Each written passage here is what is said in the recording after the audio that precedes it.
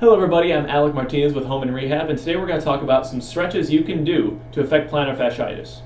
Now the great thing about plantar fasciitis is if you have especially a very acute version of this, which means you can really kind of diagnose when it started, especially if it's within a couple weeks, you have a very good chance of being able to resolve this nice and simply. The two things that tend to cause plantar fasciitis are either weakness or tightness in the calf.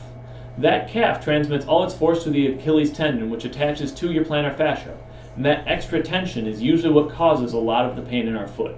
So what do we do about it?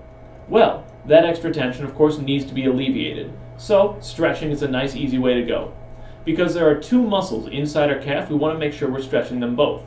One of them crosses your knee as well as the ankle, so as you're pulling your toes upwards, whether it's with a strap on a towel or by placing your foot against a wall and stretching over it, leaving your knee straight, holding for that 20 to 30 seconds that you normally hold a stretch, should feel nice and strong in the calf.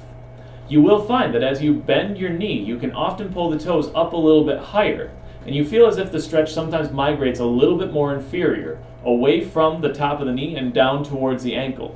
That can start to signify that you're stretching the soleus.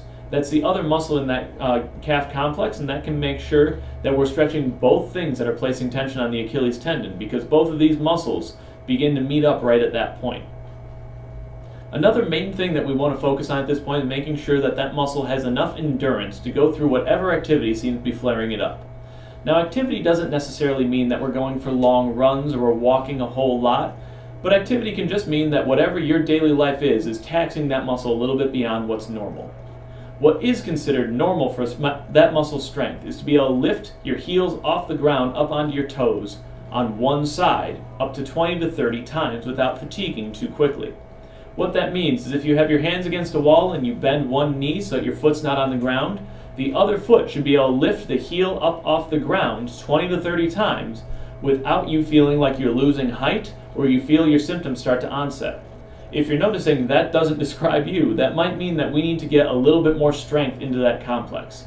And working that exercise, hands against the wall and lifting up onto your heel, can really make sure that we're working a little bit more into the strength and endurance area of that muscle, and make sure that we're not overcompensating by having a tight calf and pulling a little bit too hard on that plantar fascia.